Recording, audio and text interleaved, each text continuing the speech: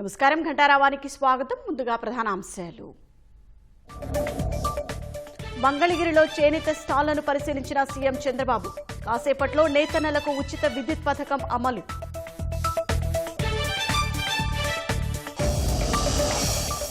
గిరిజన యువకుడిపై దాడి చేసిన భూమన అనుచరులపై చర్యలు. ఘటన వెనుక సూత్రధారులను వదిలేది లేదన్న హోంమంత్రి అనిత.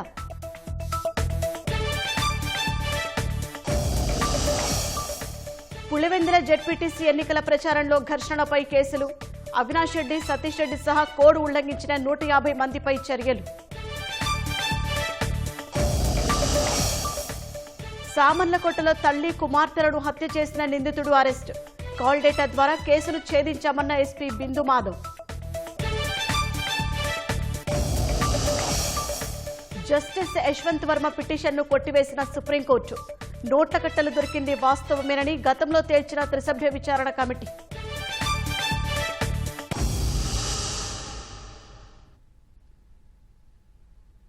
తిరుపతిలో వైసీపీ నేత భూమన కరుణాకర్ రెడ్డి అనుచరుల ఆగడాలకు అంతే లేకుండా పోతోంది. సెటిల్మెంట్లు చేస్తూ ప్రజలను భయభ్రాంతులకు గురి చేస్తున్నారు. శ్రీనివాసం వసతి గృహం ఎదురుగా ఉన్న దుకాణం కాంట్రాక్టును దక్కించుకునేందుకు YCP social media incharge Anil Reddy బరితెగించాడు. దుకాణానికి సంబంధించిన కాంట్రాక్టు తనకు రాసివ్వాలంటూ అనిల్ రెడ్డి దౌర్జన్యానికి తెగబడ్డాడు. గిరిజన యువకుడిని కిడ్నాప్ చేసి ఎంఆర్పల్లిలోని అనిల్ రెడ్డి నివాసంలో బంధించారు. అనిల్ రెడ్డి అనుచరులు యువకుడిని విచక్షణారహితంగా కొట్టారు.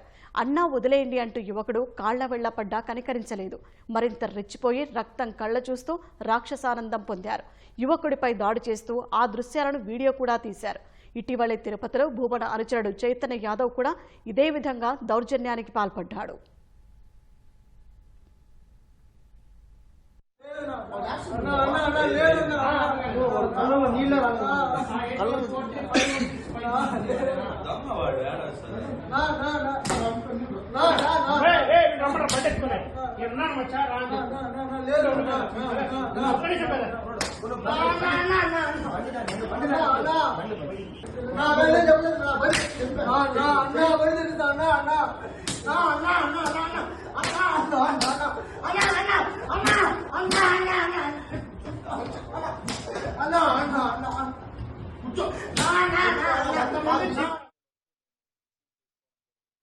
రియల్ టైమ్ గవర్నెన్స్ సొసైటీలో ప్రక్షాళన మొదలైంది. ఈ సంస్థలో పనిచేస్తున్న వారిలో వైసీపీ విధేయులుగా గుర్తించిన కంటెంట్ రైటర్ సత్య నాగబాగి శ్రీకృష్ణ, సమాచార పౌర సంబంధాల సమన్వయకర్త గాజుల అబ్దాల్ సత్తాలతో పాటు మరో ఉద్యోగిని ఉన్నతాధికారులు సెలవుపై పంపారు. వైసీపీ గుప్పిట్లోకి ఆర్టీజీఎస్ పేరిట ఈనాడు ఈటీవీలో బుధవారం వచ్చిన కథనం సంచలనమైంది. ఇటీవల చేపట్టిన నియామకాల్లో వివిధ క్యాడర్లలో పోస్టింగులు పొందిన 33 మంది సిబ్బందిపై ఆరా తీస్తున్నట్లు తెలిసింది. ప్రభుత్వ సమాచారానికి కీలక కేంద్రమైన ఆర్టీజీఎస్లోని నియామకాల్లో చోటు చేసుకున్న నిర్లక్ష్యంపై సీఎంఓ అప్రమత్తమైంది. నియామకాలు పొందిన వారి వివరాలు, ఎవరు సిఫార్సు చేశారు వంటి వివరాలను పంపాలని సంస్థ సీఈఓను ఆదేశించింది.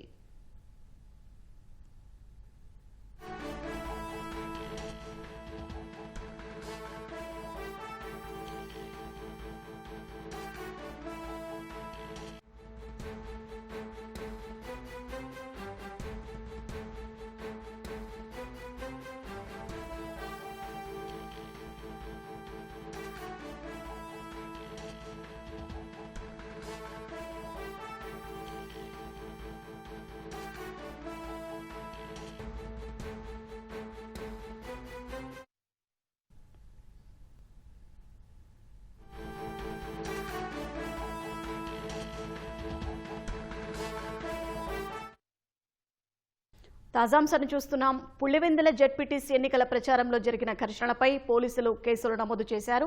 ఇక మరింత సమాచారం మా ప్రతినిధి మురళిని అడిగి తెలుసుకుందాం. మురళి, జెడ్పీటీసీ ఎన్నికల ప్రచారంలో ఘర్షణపై పోలీసుల చర్యలకు సంబంధించిన వివరాలేంటి?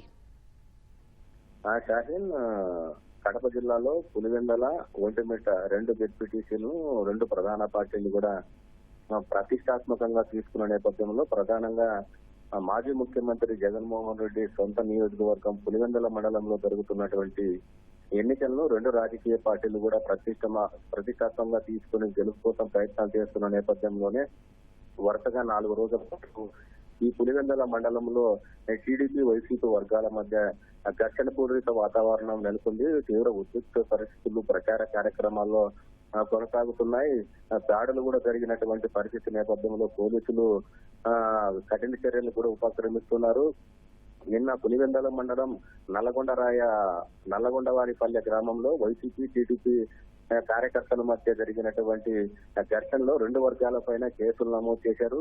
టీడీపీకి చెందిన ధనుంజయ అనేటువంటి వ్యక్తి ఇచ్చినటువంటి ఫిర్యాదు మేరకు వైసీపీ రాష్ట్ర నాయకుడు వెల్పొల రామలింగారెడ్డితో పాటు హేమాద్రి మరో 50 మంది పైన ఎస్సీతో పాటు అత్యాయత్నం కేసు కింద 50 మంది పైన కేసులు నమోదు చేశారు. అదేవిధంగా వైసీపీ నాయకుడు రాము ఇచ్చినటువంటి ఫిర్యాదు మేరకు టీడీపీ నాయకులు జయభారత్ రెడ్డి, శ్రీనాథ్ రెడ్డితో పాటు మరో 16 మంది పైన అత్యాయత్నం కేసులు నమోదు చేశారు.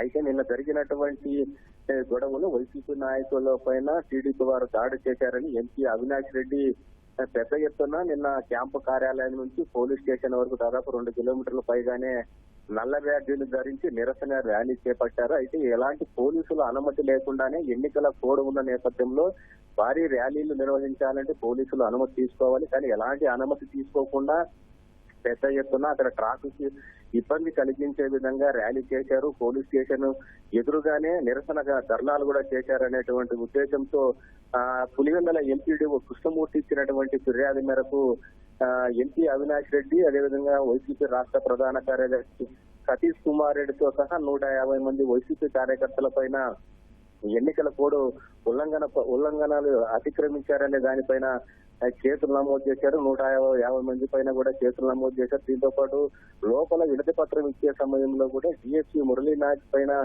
దురుసుగా మాట్లాడారు వైసీపీ నాయకులు అనే దానిపైన కూడా పోలీసులు తీవ్రంగా పరిగణిస్తున్నారు. దీంతో పాటు ఈ ఎన్నికల సమయంలో వైసీపీ నుంచి టీడీపీలోకి వచ్చినటువంటి విశ్వనాథ్ రెడ్డిని వైసీపీ నాయకులు బెదిరించారు. ప్రధానంగా వివేక హత్య కేసులో నిందితుడిగా ఉన్నటువంటి వైఎస్ భాస్కర్ రెడ్డి, దేవిరెడ్డి, శివశంకర్ రెడ్డి ఇద్దరు కూడా హైదరాబాద్ నుంచి ఫోన్ లో మాట్లాడుతూ ఏ విధంగా పార్టీ మారుతాం, నీ ఎంత చూస్తాం, చంపేస్తామని కూడా అతన్ని ఫోన్ లో బెదిరించినట్టు కూడా విశ్వనాథ్ రెడ్డి పులివెందుల పోలీసులకు ఫిర్యాదు చేశారు. ఆ మేరకు వైఎస్ భాస్కర్ రెడ్డితో పాటు దేవిరెడ్డి, శివశంకర్ రెడ్డి, ఎంపీ అవినాష్ రెడ్డి, పిఏ రాఘవరెడ్డితో పాటు తుమ్మలపల్లి గ్రామానికి చెందినటువంటి గంగాధర్ రెడ్డి పైన ఈ 4 పైన కేసులు నమోదు చేశారు. మొత్తం వరుసగా ఈ 3-4 రోజుల పాటు జరిగినటువంటి ఈ ఘర్షణ నేపథ్యంలో 2 వర్గాల పైన 4 కేసులు నమోదయ్యాయి. ప్రధానంగా ఎన్నికల కోడ్ ఉల్లంఘనల పైన ఏకంగా 150 మంది వైసీపీ నాయకులు, కార్యకర్తల పైన కేసులు నమోదు చేశారు. ఎంపీ అవినాష్ రెడ్డి ఇందులో కీలకంగా వ్యవహరించారని కూడా పోలీసులు భావిస్తున్నారు. వీళ్ళందరిపైన కేసులు నమోదు చేసిన నేపథ్యంలో త్వరలోనే కొందరిని కేసులు అరెస్ట్ చేయాలని కూడా పోలీసులు భావిస్తున్నారు. షాహిద్, ధన్యవాదాలు మురళి.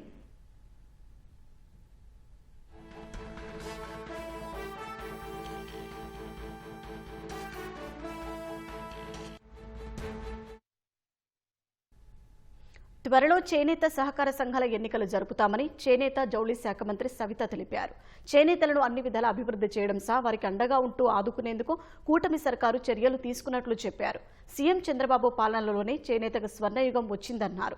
నేతన్నలకు ఇచ్చిన హామీలన్నీ నెరవేరుస్తున్నామన్న మంత్రి ఉచిత విద్యుత్, చేనేత వస్త్రాలపై 5% జీఎస్టీ మినహాయింపు, థ్రిఫ్ట్ నిధులు మంజూరు చేస్తున్నట్లు తెలిపారు. జాతీయ చేనేత దినోత్సవం సందర్భంగా వ్యవసాయ శాఖ మంత్రి అచ్చెన్నాయుడు చేనేత కార్మికులకు శుభాకాంక్షలు తెలిపారు. చేనేత అనేది భారతదేశ సంప్రదాయాల్లో ప్రత్యేక స్థానం కలిగి ఉందని, గ్రామీణ జీవిత శైలిని ప్రతిబింబించే ఈ రంగం దేశ ఆర్థిక, సాంస్కృతిక పురోగతిలో కీలక పాత్ర పోషిస్తోందని వెల్లడించారు.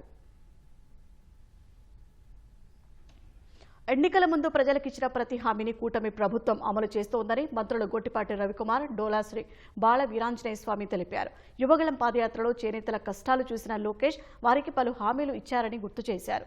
చేనేతలకు 200 యూనిట్లు, మరమగ్గాలకు 500 యూనిట్ల ఉచిత విద్యుత్ వల్ల ప్రభుత్వంపై 190 కోట్ల రూపాయల భారం పడనుందని మంత్రులు తెలిపారు. ఉచిత విద్యుత్ పథకంతో మగ్గాలు నేసే నేతన్నలకు నెలకు 1,233 రూపాయల చొప్పున ఏడాదికి 14,956 రూపాయలు లబ్ధి చేకూరుతుందన్నారు. మరమగ్గాలపై ఆధారపడిన వారికి నెలకు 2,717 రూపాయల చొప్పున 32,604 రూపాయల మేర లబ్ధి కలగనుందని తెలిపారు. త్వరలోనే నేతన్న భరోసా కింద 25,000 రూపాయలు ఇవ్వనున్నట్లు మంత్రులు తెలిపారు. సొసైటీల ద్వారా వచ్చే యూరియా సరఫరా తమకు సరిపోవటం లేదని కృష్ణా జిల్లా కంకిపాడు రైతులు చెబుతున్నారు. మార్కెట్లో కొనుగోలు చేయాలంటే తలకు మించిన భారంగా మారుతోందని ఆవేదన వ్యక్తం చేస్తున్నారు.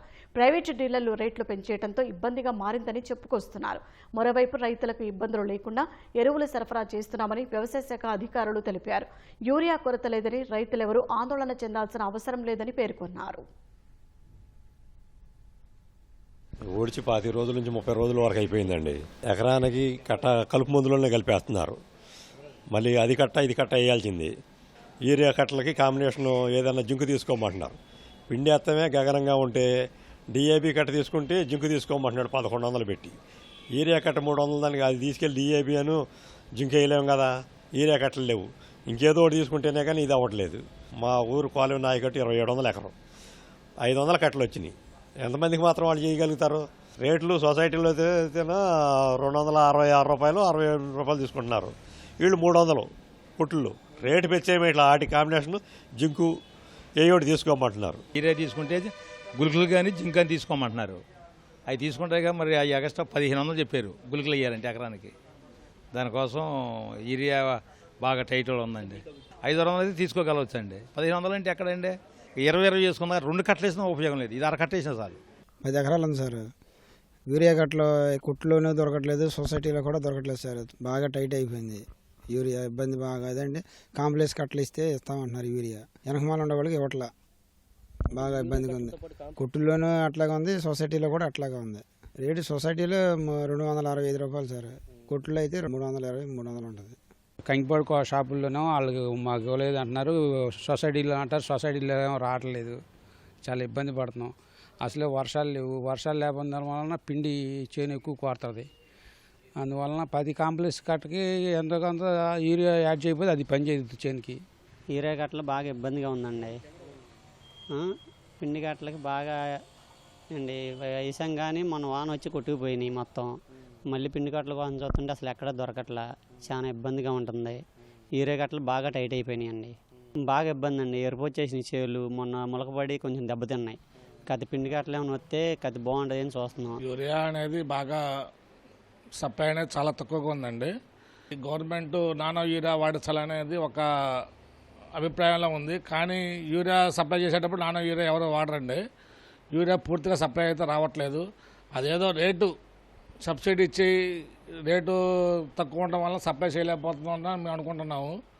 అదేదో రేటు పెంచేసి యూరియా ఫ్రీగా వదిలేస్తే రైతు కావాల్సినప్పుడు కొనుక్కుంటాడు. ఎక్కువ వాడకుండా తగ్గుద్ది. రేట్ అనేది కొంచెం ఇంక్రీజ్ చేసి అమ్మితే చాలా బాగుంటుంది. కంకిపాడు మండలంలో వచ్చి ఇప్పుడు వరకు నాట్లు అయినాయి 15,532 ఎకరాలు ఉంది. దానికి సరిపడా యూరియా అనగానే మనకి ఒక 702 మెట్రిక్ టన్నులు అవసరం అవుతుంది. మనకి కావాల్సింది ఫస్ట్ కోటాకి 700 మెట్రిక్ టన్నులు అయితే దానికన్నా అదనంగానే వచ్చింది. రైతులు ఏంటంటే కొంచెం ఆందోళన చెందుతున్నారు. ఆ ఆందోళన అనేది వద్దు. దఫాల వారీగా ప్రతి సొసైటీకి అనేది ఇండెంట్ అనేది పెడుతున్నాము, వస్తాయి.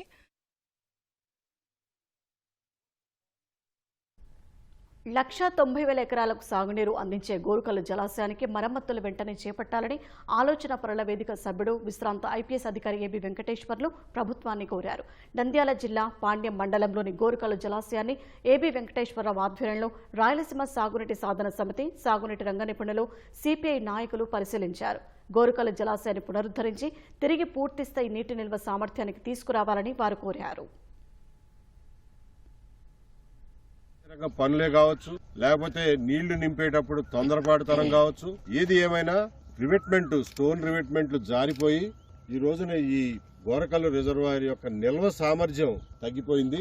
దీన్ని బాగు చేయడానికి, దీన్ని పూర్తి సామర్థ్యంలోకి తీసుకురావడానికి 50 కోట్ల నుంచి 200 కోట్ల వరకు అంచనాలు వేశారు. ఈ మధ్యన 53 కోట్లు సరిపోతాయని చెప్పి ఇంజనీరింగ్ అధికారులు అంచనా వేసినట్టు తెలుస్తోంది. ఆ 53 కోట్లన్నా తొందరగా రిలీజ్ చేసి వర్క్స్ కంప్లీట్ చేసి ఈ గోరకల్లు రిజర్వాయర్ ని పూర్తి స్థాయిలో నింపితే దీనికి ఉన్నటువంటి లక్షలాది ఎకరాల ఆయకట్టుకి నీటి ఇబ్బంది లేకుండా ఉంటుంది. ఈ విషయం మీద త్వరగా నిర్ణయం తీసుకోవాలి. దాన్ని తీసుకున్న నిర్ణయాన్ని ఇంప్లిమెంట్ చేయాలని చెప్పి కూడా ప్రభుత్వాన్ని కోరుతున్నాం.